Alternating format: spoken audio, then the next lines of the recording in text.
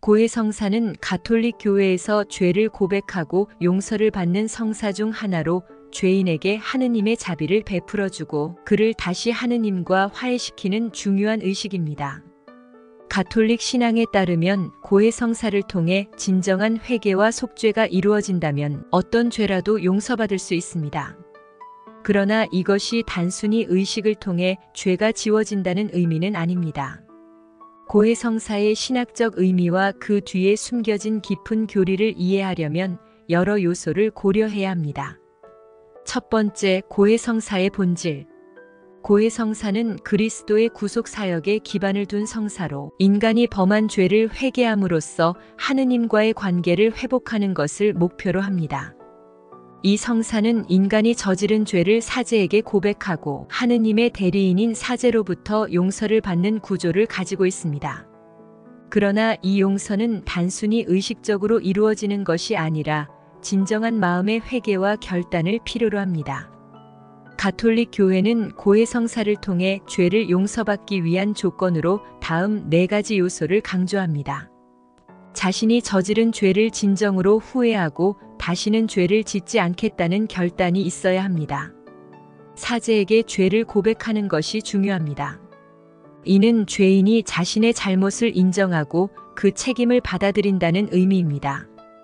죄로 인해 생긴 피해를 보상하기 위한 노력입니다.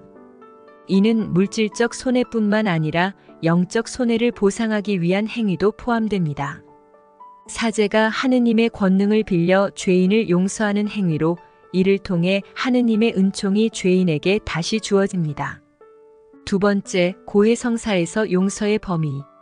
가톨릭 교리는 어떤 죄든지 진정으로 회개하는 자는 하느님의 자비로 용서받을 수 있다고 가르칩니다. 즉, 살인, 강간, 도둑질 등 사회적으로 매우 중대한 죄라도 고해 성사에서 진정으로 회개하고 속죄하는 자는 용서를 받을 수 있습니다. 이는 하느님의 무한한 자비와 사랑을 반영하는 교리로 인간의 죄가 아무리 크더라도 하느님께서는 용서를 베푸신다는 믿음에 기반을 둡니다. 그러나 여기서 중요한 점은 단순히 죄를 고백하는 행위 자체만으로 용서가 자동적으로 주어지는 것이 아니라는 것입니다. 가톨릭 교회는 용서의 조건으로 진정한 회개를 강조합니다. 예를 들어 살인자나 강간범이 단지 처벌을 피하려는 목적으로 고해 성사를 받는다면 이는 진정한 회개가 아니기 때문에 고해 성사의 본질적인 목적을 이루지 못합니다. 용서란 마음 깊은 곳에서 우러나오는 후회와 다시는 죄를 짓지 않겠다는 결단이 수반되어야만 하느님의 은총을 받을 수 있습니다. 세 번째, 죄의 중대함과 회개. 가톨릭 교리는 죄를 크게 2가지로 구분합니다. 대죄와 소죄입니다.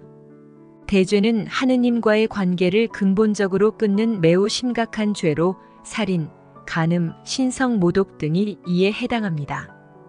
반면 소죄는 하느님과의 관계를 약화시키지만 완전히 끊지는 않는 비교적 덜 심각한 죄입니다. 고해 성사는 대죄와 소죄 모두 용서받을 수 있는 기회를 제공합니다. 특히 대죄의 경우 고해 성사를 통해 회개하지 않는다면 영원한 벌지옥에 처할 위험이 있다고 가르칩니다. 그러나 다시 말하듯이 용서는 단순한 절차적 과정이 아니라 죄인 스스로의 진정한 회개와 함께 이루어져야 한다는 점을 명심해야 합니다. 네 번째, 고해 성사의 한계. 고해 성사는 영적인 차원에서 하느님과의 관계를 회복하는 것을 목표로 하지만 이것이 사회적 혹은 법적 책임에서 벗어나는 것을 의미하지는 않습니다.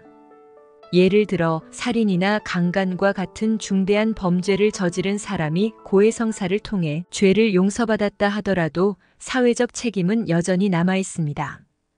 가톨릭 교리는 죄에 대한 용서가 곧 법적 책임에서의 면제를 의미하는 것이 아님을 분명히 합니다. 즉, 죄인은 법적 처벌을 피할 수 없으며 피해자에게 가한 피해에 대해 가능한 한보상을 해야 합니다. 고해 성사를 통한 용서는 영적 차원에서 하느님과의 관계를 회복하는 것이지 인간 사회에서의 책임까지 면제받는 것은 아닙니다. 다섯 번째, 피해자와의 관계. 고해 성사는 죄인이 하느님께 용서를 받는 과정이지만 이 과정에서 피해자의 용서와 화해도 중요한 요소로 간주됩니다.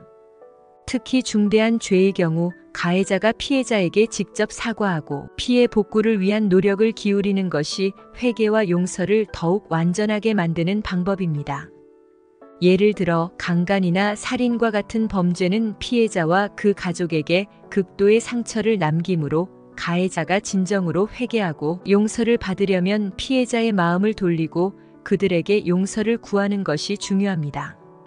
물론 모든 피해자가 가해자를 용서할 준비가 되어 있지는 않으며 용서의 과정은 매우 복잡하고 시간도 많이 걸릴 수 있습니다. 가톨릭 교리는 인간의 용서가 항상 완전하지 않다는 점을 인정하며 하느님의 용서와 인간의 용서는 차원이 다르다는 점을 강조합니다.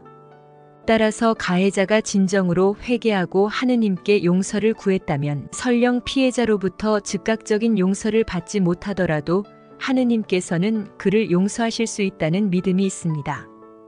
6번째, 고해성사의 윤리적 논쟁. 살인자나 강간범과 같은 극악한 범죄자가 고해성사를 통해 용서를 받을 수 있다는 교리는 때때로 윤리적 논쟁을 불러일으킵니다.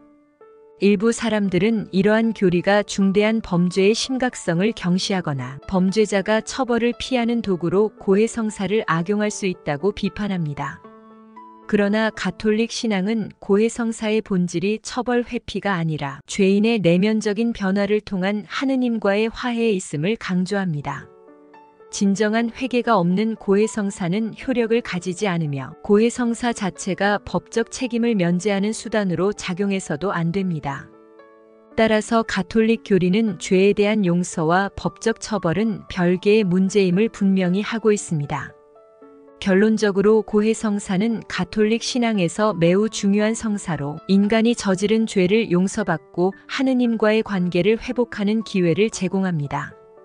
살인이나 강간과 같은 극악한 죄도 진정한 회개와 보속을 통해 용서받을 수 있으며 이는 하느님의 무한한 자비를 반영합니다. 그러나 이러한 용서는 단순히 형식적인 고백을 통해 이루어지는 것이 아니라 진정한 회개와 책임 있는 행동을 수반해야만 합니다.